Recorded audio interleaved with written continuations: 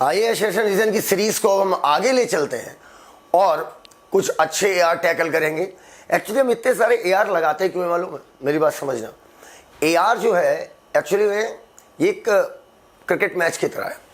जैसे जब कोई बॉलर बॉल डालता है और बैट्समैन तक बॉल पहुंचने में इतने फास्ट बॉलर होते हैं, बताइए इतने फास्ट बॉलर, और बॉलर ने बॉल डाला, बैट्समैन तक पहुंचने में बॉल को माइक्रो सेकंड लगता होगा। अब बॉल ऊपर आएगा या नीचे आएगा बैट्समैन जज कर लेता है। जब सीम से छूट रही है बॉल तब से बैट के लगने तक अब बॉल बैट्समैन झुकेगा या ऊपर उठ के भाई हुक करेगा। तो इतने माइक्रो सेकंड में वो इसलिए कर सकता है क्योंकि उसकी होती है प्रैक्टिस। तो सेम एआर भी प्रैक्टिस का खेल है। ए और बी में पकड़ने के लिए ए और बी बहुत नॉलेज है आपके, तो आप जरूरी नहीं आप पकड़ लो। 70% नॉलेज, 70% नॉलेज, 30% आपकी प्रैक्टिस, तब बनते हैं आप परफेक्ट एआर में। So let's start assertion reason of muscles, locomotion and movement. चलिए, trachea is lined by ciliated epithelium. बेटा जब भी एसेशन पढ़िए रीजन खुद सोचिए। ट्रैकिया सीलेटेड एपिथेलियम की ट्रैकिया पर लाइनिंग पाई जाती है। सीलेटेड एपिथेलियम क्यों पाई जाएगी? सीलेटेड एपिथेलियम इसलिए पाई जाती है ताकि सीलिया कोऑर्डिनेटेड मूवमेंट करे, और सीलिया अपने कोऑर्डिनेटेड मूवमेंट करके आपका जो भी फॉरेन पार्टिकल आ रहा है या जो भी डस्ट पार्टिकल आ रहा है एटमॉस्फेरिक एयर के साथ, जो आप इनहेल कर रहे हैं मतलब सांस के साथ खींच रहे हैं, वो उसे क्या कर देगा? बाहर। तो यही आपका रीजन दिया हुआ है। The coordinated movement of सीलिया in the trachea help in removing dust particle और कुछ और फॉरेन पार्टिकल जो हम इनहेल कर लेते हैं, खींच लेते हैं एटमॉस्फेरिक एयर के साथ। तो करेक्ट आंसर ए सीधा सीधा दिख रहा है, बस आगे बिकॉज लगाइए। सीधा एक्सप्लेन कर रहा है कि ट्रैकिया क्यों सीलेटेड एपिथेलियम द्वारा लाइंड होती है। Assertion: skeletal muscle are closely associated with the skeletal component. Skeletal component मतलब आपका बोन और कार्टिलेज। स्केलेटल मसल आपकी बोन और कार्टिलेज इनसे चिपकी होती है। ठीक, रीजन पूछ रहा है, रीजन क्या हो सकता है इसका? भाई सीधी सी बात है कि आप एक्चुअली में अपनी हड्डी को डायरेक्ट मूव नहीं करते हो, इनडायरेक्ट मूव करते हो। अगर मैं बात करूं कि जब मैं हाथ ऐसे कर रहा हूं तो रेडियस और अल्ना बेंड होकर किसके पास आ रही है? ह्यूमरस के पास। ठीक, तो रेडियस और अल्ना एक्चुअली में आप डायरेक्टली हाथ को नहीं घसीट पा रहे हो, मसल्स कॉन्ट्रैक्ट कर रही हैं और मसल्स अटैच किससे है? बोन से। तो जब मसल कॉन्ट्रैक्ट करेगी तो सीधी सी बात है बोन भी खींचेगी, क्योंकि स्केलेटल मसल अटैच किससे है? बोन से।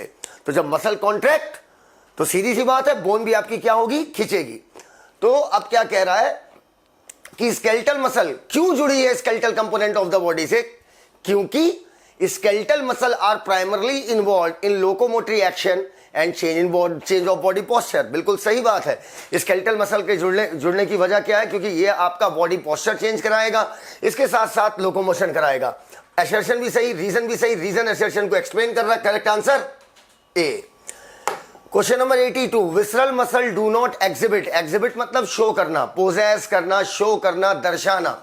Visceral muscle do not exhibit any striation. बिल्कुल सही बात है। विसरल मसल आपकी नॉन स्ट्राइटेड होती है और देखने में बिल्कुल स्मूथ होती है। अब इधर समझिएगा बेटा, अगर हम बात करें तो बेटा 3 तरीके की मसल आपको पढ़ाई थी। पहला आपकी स्केलेटल मसल, दूसरा विसरल मसल जिसे हम स्मूथ मसल बोलते हैं, तीसरा cardiac muscle.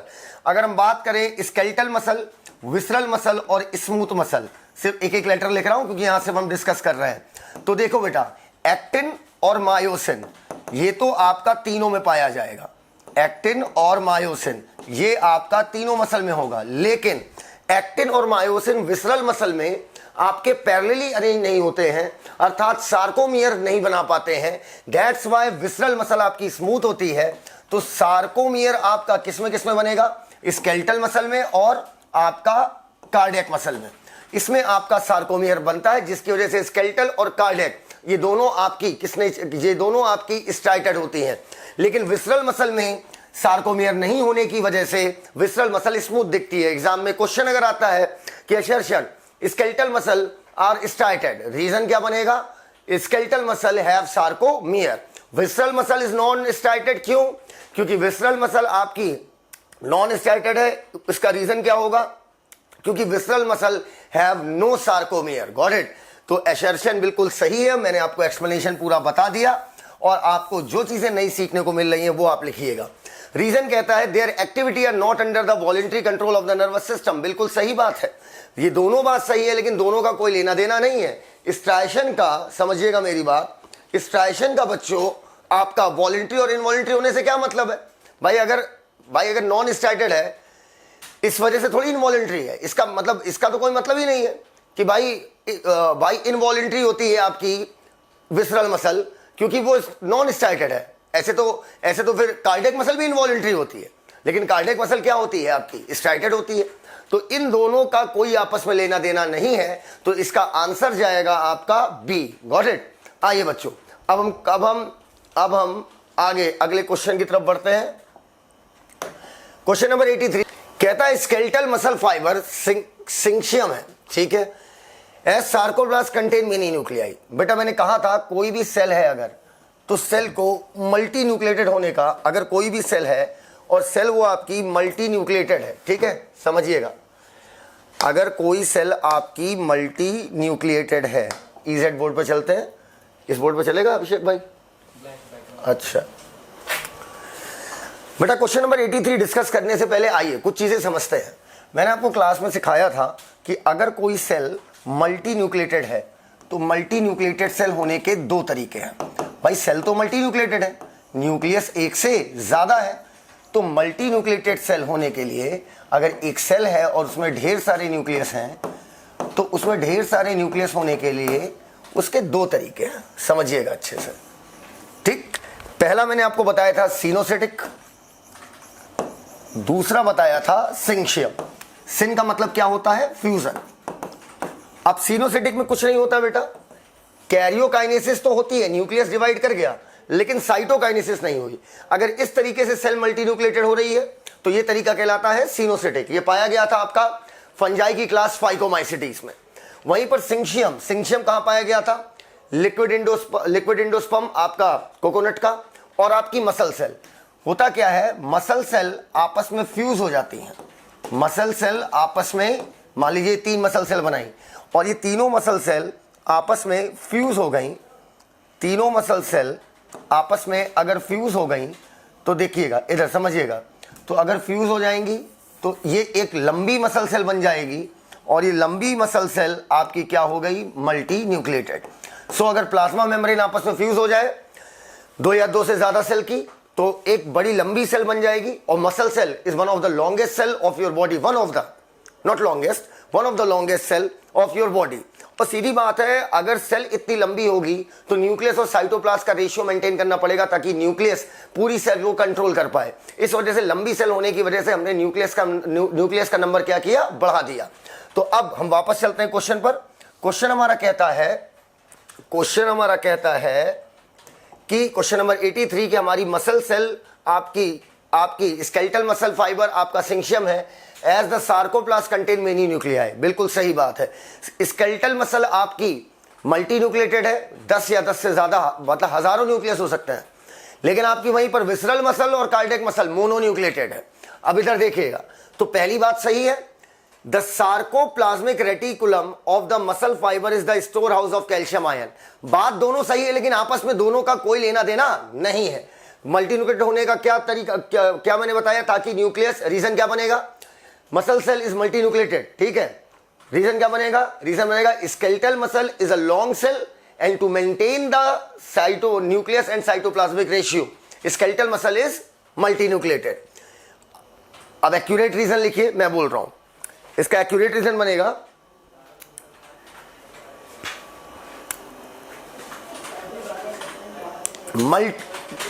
more than one nucleus help in maintaining nucleocytoplasmic ratio in skeletal muscles. Okay?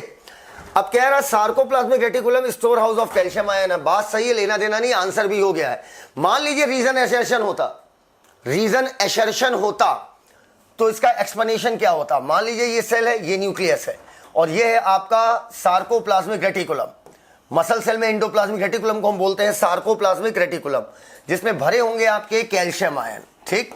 अब अगर ये store house of calcium ion है तो इसमें कैल्शियम आयन क्या होगा? ज्यादा। अब इसका रीजन क्या होगा कि क्यों store house of calcium ion है? क्योंकि सार्कोप्लाज्मिक रेटिकुलम की मेम्ब्रेन पर पाए जाते हैं calcium pump. Sir calcium pump क्या करेगा? कॉमन सेंस लगाओ बेटा। कैल्शियम पंप, पंप मतलब एनर्जी का यूज करेगा। भाई अगर स्टोर हाउस सार्कोप्लाज्मिक रेटिकुलम में तो कैल्शियम आयन सार्कोप्लाज्मिक रेटिकुलम में ज्यादा होगा, सेल में कम होगा। सेल में सार्कोप्लाज्मिक रेटिकुलम क्या होगा, कैल्शियम की मात्रा क्या होगी, कम होगी। सार्कोप्लाज्मिक रेटिकुलम में कैल्शियम की मात्रा ज्यादा होगी। कैल्शियम पंप क्या कर रहा होगा, लो कंसंट्रेशन से एटीपी का इस्तेमाल करके, भाई हाई टू लो तो चीज अपने आप चली जाएंगी, लेकिन यहां पर हमें लो टू हाई भेजनी, इस वजह से हम पंप इस्तेमाल कर रहे हैं, एटीपी इस्तेमाल कर रहे हैं। तो रीजन बनेगा कि sarcoplasmic reticulum of the muscle fibre is the storehouse of calcium ion. इसका रीजन बनेगा calcium pump are present on the membrane of sarcoplasmic reticulum. तो इस क्वेश्चन का पोस्टमार्टम हो गया। Question number 84, contraction of muscle fibre take place by sliding of thin filament over thick filament. बिल्कुल सही बात है, थिन फिलामेंट थिक फिलामेंट पर स्लाइड करता है। ठीक, the central part of thick filament, जो थिक फिलामेंट का सेंट्रल पार्ट है, is not overlapped by thin filament in a resting state. दोनों बात सही है, दोनों बात सही है, लेकिन आपस में कोई लेना देना नहीं है। भाई कह रहा है कि रेस्टिंग स्टेट में मान लीजिए ये आपकी जेड लाइन है, मान लीजिए ये आपकी जेड लाइन है, ठीक, और ये आपका हो गया एक्टिन फिलामेंट। एक्टिन फिलामेंट को बीच से बाइसेक्ट कौन करती है, जेड लाइन। ठीक, देखते जाइएगा, एक्टिन फिलामेंट को बीच से बाइसेक्ट करती है जेड लाइन। ये हो गया आपका मायोसिन फिलामेंट, और दो जेड लाइन के बीच का या जितना माल है वो कहलाएगा सार्कोमियर।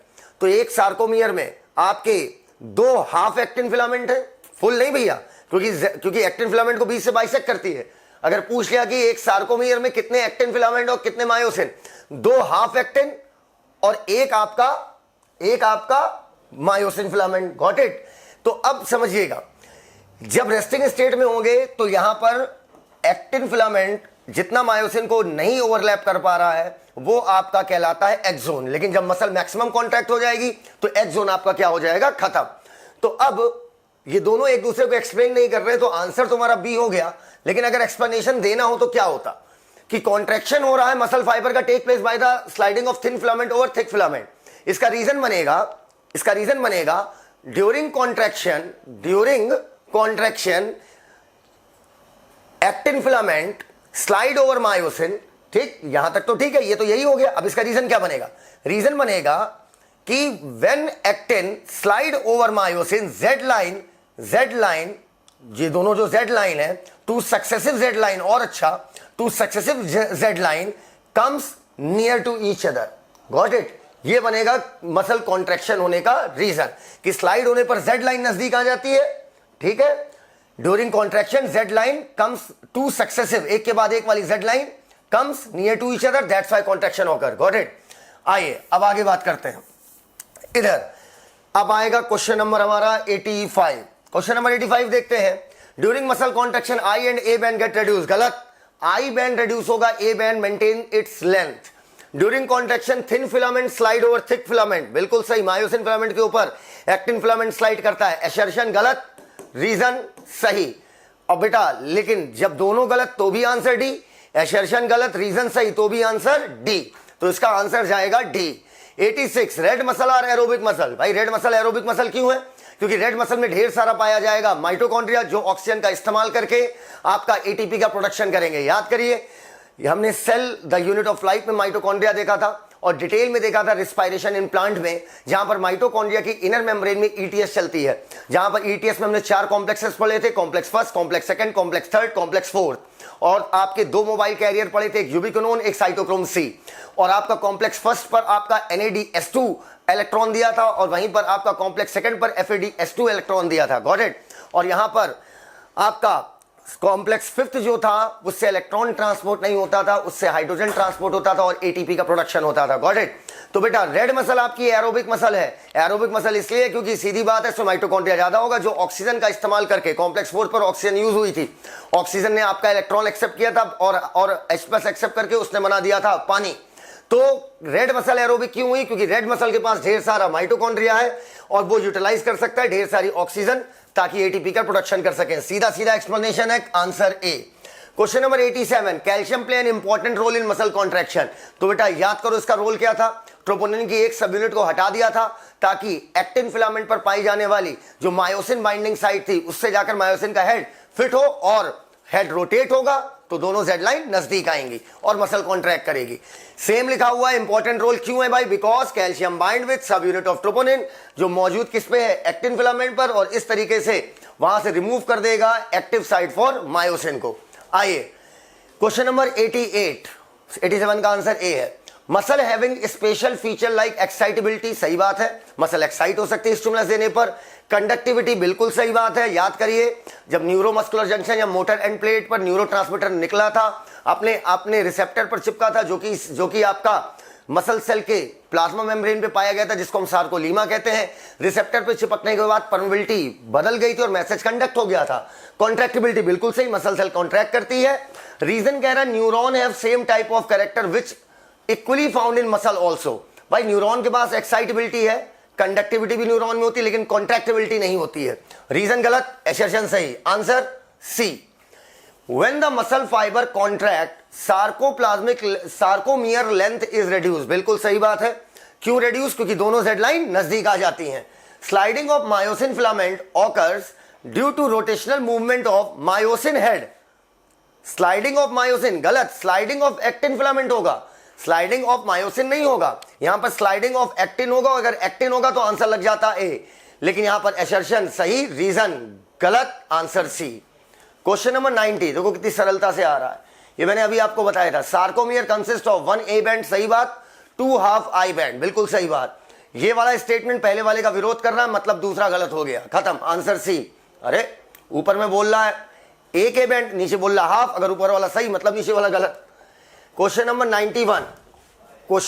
91, डार्क बैंड एनाइसोट्रॉपिक है, लाइट बैंड आइसोट्रॉपिक है। आइए सबसे पहले समझिए आइसोट्रॉपिक है क्या है, एनाइसोट्रॉपिक क्या है। Class 12 chemistry NCERT part first solid state, 3rd page, नीचे लिखा हुआ है कि सॉलिड 2 प्रकार के होते हैं, क्रिस्टलाइन और एमोर्फस, और हमने एक सॉलिड को 2 कैटेगरी में बांटा, एक आइसोट्रॉपिक और एक एनाइसोट्रॉपिक।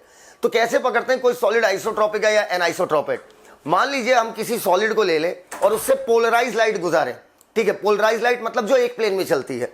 अगर किसी सॉलिड से अलग अलग एंगल से हम पोलराइज लाइट गिरा रहे हैं और हमारा रिफ्रैक्टिव इंडेक्स डिफरेंट एंगल से सेम आ रहा है, तो ऐसे सॉलिड को हम आइसोट्रॉपिक बोलते हैं। और अगर अलग अलग डायरेक्शन से उस सॉलिड से अगर हम पोलराइज लाइट गुजार रहे हैं लेकिन रिफ्रैक्टिव इंडेक्स आपका डिफरेंट आ रहा है, तो ऐसे को एनाइसोट्रॉपिक बोलते हैं, खत्म। तो दोनों एक दूसरे को एक्सप्लेन तो बिल्कुल नहीं कर रहे हैं, दिख रहा है, और एक्सप्लेनेशन मैंने दे दिया।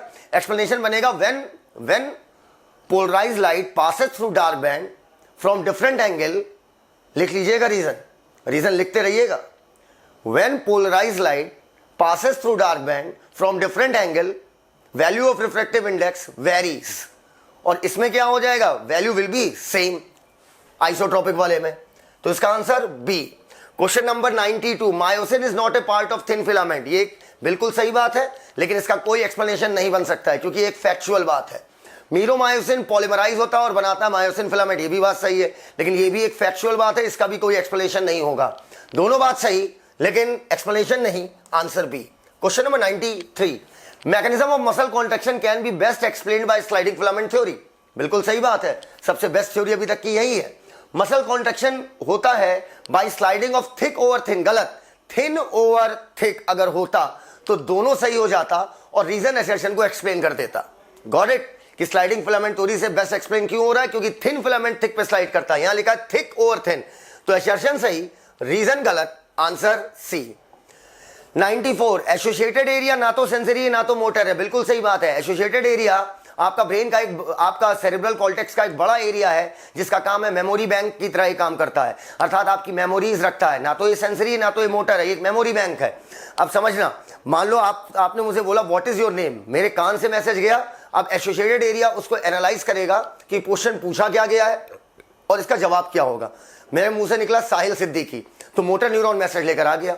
तो एसोसिएटेड एरिया का ना तो काम सेंसरी से था ना मोटर से था। एसोसिएटेड एरिया एक जगह पर बैठा हुआ है, आप उसे सिग्नल दो, वो अपनी मेमोरी के अकॉर्डिंग पलट के रिस्पॉन्स देगा। तो ना तो ये सेंसरी ना तो ये मोटर है, क्योंकि ये एक तरीके का क्या है, मेमोरी बैंक, जहां पर इंफॉर्मेशन स्टोर होती है। बिल्कुल सही explanation, answer A. 95, sodium potassium pump. आइए बेटा पहले इस पर थोड़ा डिस्कशन होगा। अगर मैं बात करूं सोडियम पोटेशियम पंप की, तो बच्चों सोडियम पोटेशियम पंप, मान लीजिए ये एक न्यूरॉन है। जब न्यूरॉन रेस्टिंग स्टेट में है तो अंदर नेगेटिव, मेरा मोबाइल लेना, बाहर पॉजिटिव, ठीक है। इस समय न्यूरॉन पोलराइज है, न्यूरॉन रेस्टिंग स्टेट में है। सोडियम पोटेशियम पंप का क्या काम होता है, 3 सोडियम बाहर फेंकेगा, 3 न और 2 पोटेशियम अंदर फेंकेगा। अर्थात ये चाहता है कि अंदर K+ ज्यादा हो, बाहर Na+ ज्यादा हो। अब अगर मैं देखो, ये हो गया पहला काम। 2 काम है इंपॉर्टेंट, दूसरे काम को कायदे से पकड़िएगा। सोडियम पोटेशियम का काम है, जब एक बार ये काम करेगा तो 3+ बाहर फेंक रहा है, 2+ अंदर फेंक रहा है। मतलब हर बार काम करने पर बाहर 1+ बढ़ जाएगा, अंदर 1- बढ़ जाएगा। Got it? क्योंकि 3+ बाहर फेंक रहा है, 2+ अंदर, तो अल्टीमेटली क्या होगा, हर बार काम करेगा 1+ बाहर बढ़ेगा, 1- अंदर बढ़ेगा।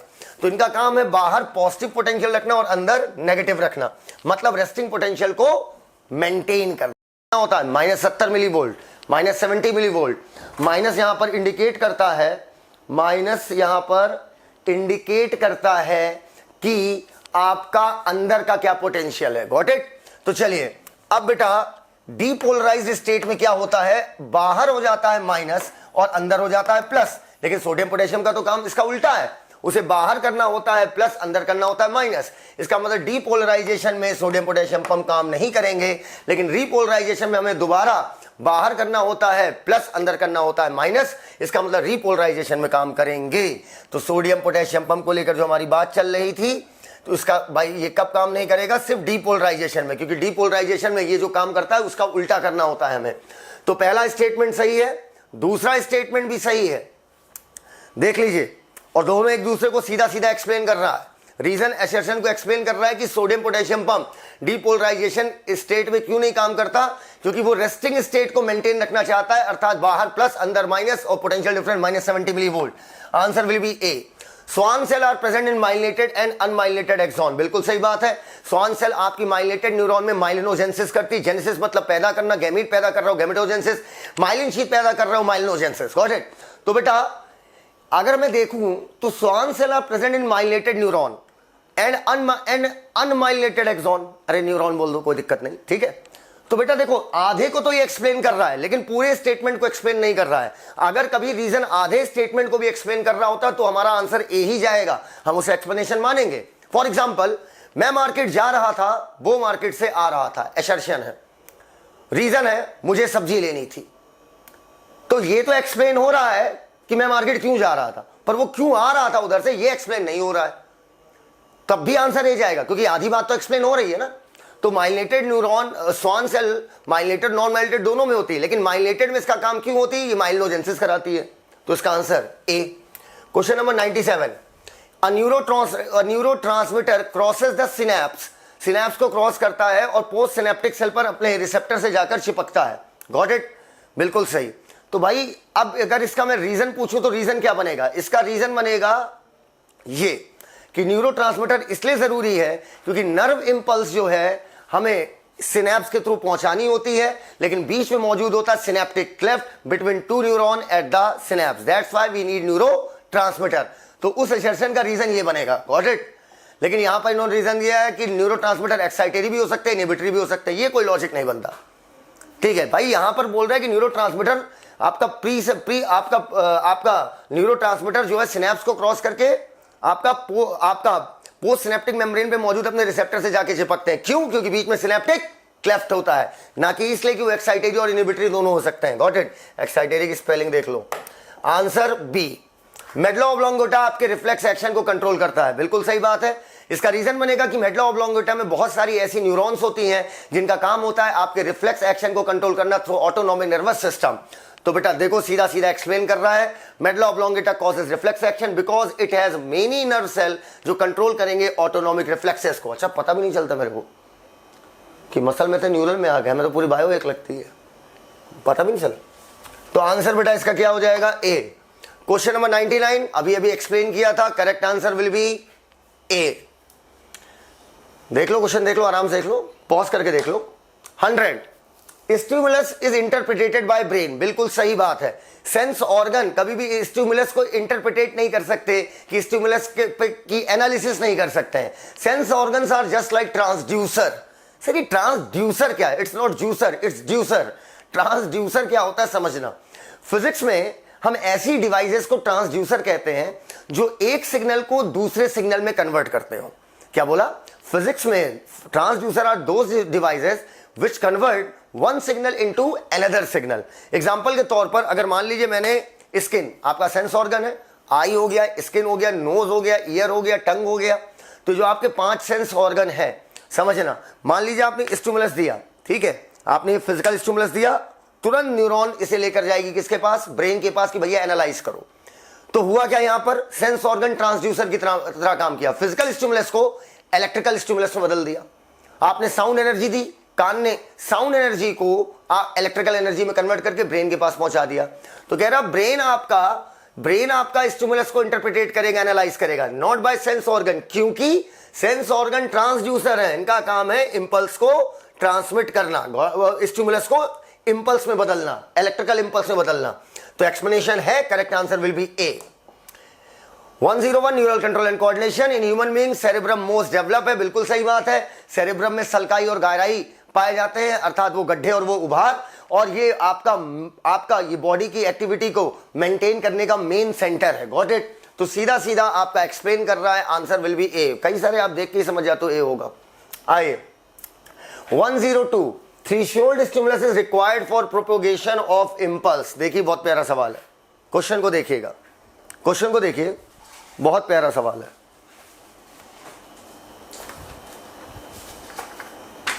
क्वेश्चन देखिए, चलिए, कह रहा थ्रेशोल्ड स्टिमुलस, आइए फिर समझिएगा। मैंने आपको क्लास में सिखाया था रेस्टिंग पोटेंशियल -70 मिली वोल्ट। जैसे स्टिमुलस मिलेगा तो कुछ सोडियम वोल्टेज गेटेड चैनल खुलेंगे, सारे नहीं, और जब कुछ खुलेंगे तो सोडियम आयन अंदर जाएगा, अंदर का पोटेंशियल और पॉजिटिव हो जाएगा। मान लो -70 से -60 मिली वोल्ट हो गया। भैया पढ़ा नहीं रहा हूं, रिवाइज है, ये रिवाइज करा रहा हूं। -70 मिली वोल्ट से -60 हो गया, तो यहां पर +10 मिली वोल्ट क्या हो गया? Threshold stimulus. कहते हैं अगर -60 तक नहीं गया तो इसके आगे सोडियम वोल्टेज गेटेड चैनल नहीं खुलेंगे, तो क्या इंपल्स जा पाएगी? नहीं जा पाएगी। तो पहला स्टेटमेंट सही है, थ्रेशोल्ड स्टिमुलस हमें चाहिए ताकि इंपल्स प्रोपेगेट करे, जो कितना हमारा +10 मिली वोल्ट। अरे -70 -60 बीच का डिफरेंस कितना होगा? +10। थ्रेशोल्ड स्टिमुलस प्रोड्यूस करता है एक्शन पोटेंशियल ताकि कंडक्ट हो जाए आपकी क्या? इंपल्स। बिल्कुल सही बात है। अगर थ्रेशोल्ड स्टिमुलस नहीं मिला तो एक्शन पोटेंशियल वो नहीं कहलाएगा। आइए, मतलब वो इंपल्स जाएगी ही नहीं ब्रेन तक। Neuron is the longest cell of human body, बिल्कुल सही। It contains dendrite and axon, बिल्कुल सही बात है। बात दोनों सही है, लेकिन एक्सप्लेनेशन नहीं है कि डेंड्राइट और एक्सॉन होने की वजह से न्यूरॉन लॉन्गेस्ट सेल हो गई। ये कहने की, ये भाई लॉन्गेस्ट क्यों है? अब आप कहोगे सर सही तो है सर, डेंड्राइट एक्सॉन है इसलिए लॉन्गेस्ट है। ना भैया ना, बिल्कुल नहीं।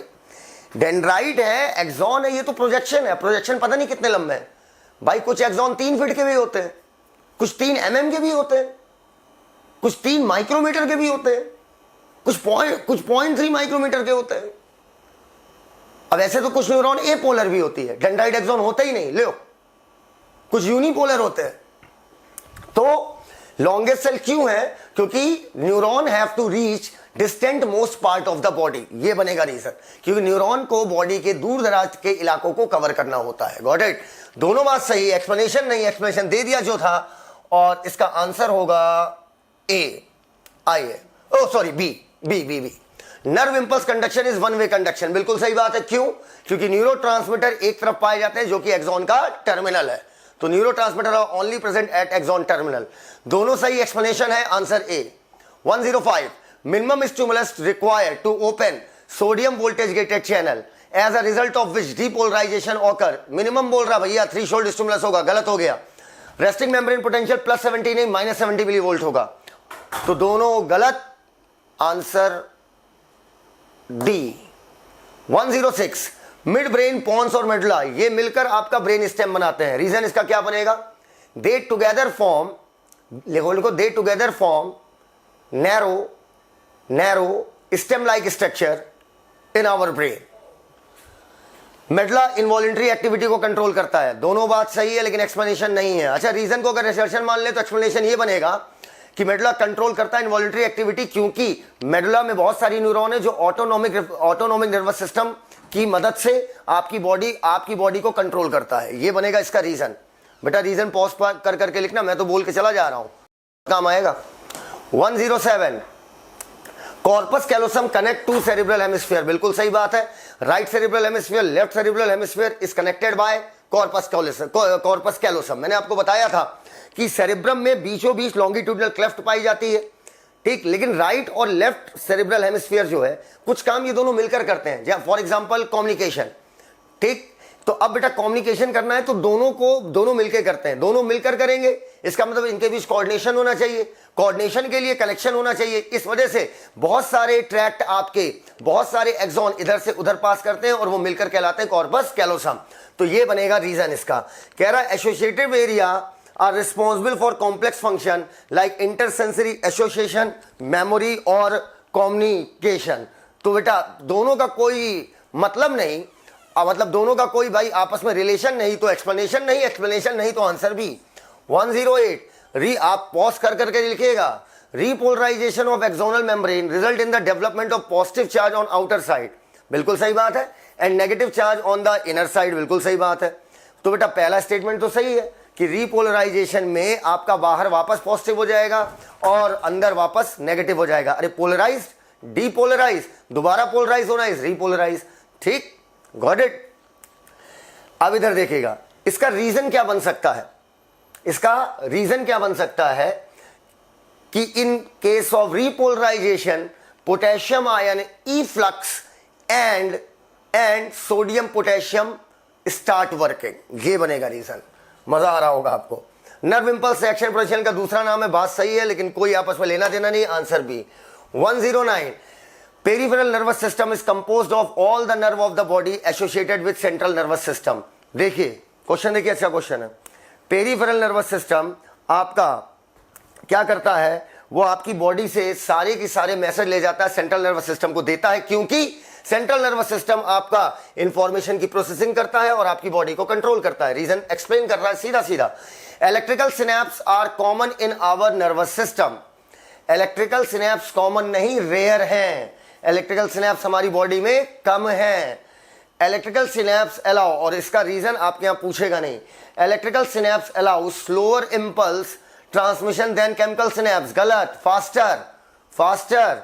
माइलिनेटेड नॉन माइलिनेटेड में कौन ज्यादा तेज चलाएगा, माइलिनेटेड, क्योंकि उसमें सॉल्टेरी, उसमें मैसेज उछल के जाता है, नोड ऑफ रेनवियर से।